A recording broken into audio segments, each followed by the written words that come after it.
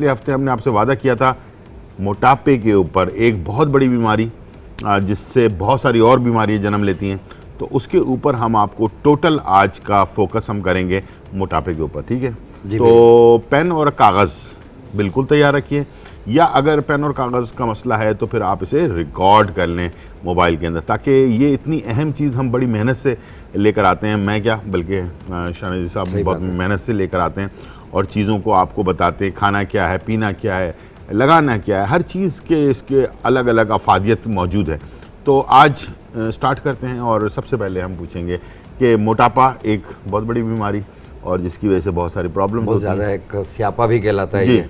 और दूसरा ये है कि मोटापा जो है वो विरासत से भी आता है, डायबिटीज़ की वजह से भी होता है, हार्मोनल चेंजिंग्स की वजह से भी होता है, और कोई रनिंग नहीं है बैठे रहने की वजह से भी होता है। बाज़ लोगों का पेट निकल रहा होता है, बाज़ की गर्दन के पीछे की जगह बढ़ रही होती है, बाज़ का नीचे का हिस्सा बढ़ रहा होता है, जैसे हिप्स वगैरह, थाइस वगैरह बढ़ रही होती है।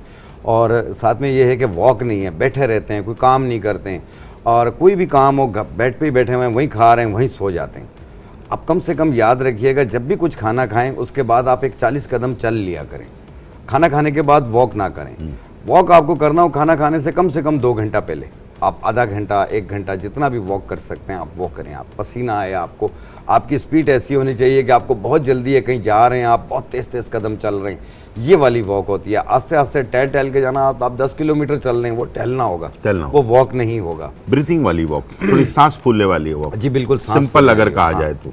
और जिस्म फैल रहा होता है लोगों का, और ये किसी भी एज में हो जाता है, ज़रूरी नहीं है कि शादीशुदाओं को, गैर शादीशुदाओं के साथ भी हो रहा होता है कि पेट बढ़ रहा है, हिप्स बढ़ रही है, थाइस बढ़ रही है, चलते हुए सांस फूलता है, टांगों में कमर में दर्द रहने लग जाता है, गर्मी की शिद्दत ज़्यादा फील होने लग जाती है कि जैसे पसीना बहुत ज़्यादा आ रहा हो, क्योंकि बाज़ वक़्त पॉलीसिस्टिक ओवरी की वजह से भी वेट बढ़ रहा होता है, थायराइड ग्लैंड्स की वजह से या तो वेट बढ़ रहा होता है या गिर रहा होता है, शुगर की वजह से भी या तो वेट बढ़ रहा होता है, बाज़ शुगर में ऐसे होते हैं कि उनका वेट गिर रहा होता है। तो ऐसी कई, क्योंकि एंजाइटी, डिप्रेशन, टेंशन, इसकी भी बहुत सारी मेडिकेशन खाते हैं जिसकी वजह से वेट बढ़ना शुरू हो जाता है। तो आज एक मुकम्मल एक पैकेज में लेकर आया हूँ, बनाकर दिखाऊंगा, आप अपने घर पे इस्तेमाल कीजिए, इंशाल्लाह ताला आप देखिएगा हर 5 दिन 7 दिन में आपका 1 किलो 1.5 किलो इस तरीके से वज़न कम हो रहा होगा, कपड़े लूज़ हो रहे होंगे, और देखना चंद महीनों के अंदर आप देखना जितनी आप चाहते हैं उतने स्मार्ट नज़र आएंगे माशाल्लाह। ठीक है, तो गुलजार भाई सबसे पहली चीज़ मैं बनाना सिखाता हूँ कि आप एक सफ़ूफ बनाएंगे, उसे सुबह शाम इस्तेमाल करेंगे और अपने वेट को किस तरीके से कम करेंगे। और बहुत आसान चीज़ें, कुछ चीज़ें आपके घर में भी मौजूद हैं, कुछ चीज़ें आपको पंसार से लेनी पड़ेंगी। तो इसमें जो सबसे पहली चीज़ हम डाल रहे हैं, ये बरगे सुद्दाब है, ये मैंने कई बार ला के दिखाया है।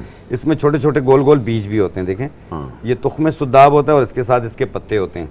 ये इसका पाउडर है, दानेदार सा होता है और लाइट होता है, वज़न में हल्का होता है। इसका वज़न, ये इसका पाउडर हमने लिया, इसका वज़न हमने लिया 50 ग्राम। ये अदरक सूखी हुई है, सौंठ, ये इसका पाउडर है, ये भी हमने लिया 50 ग्राम।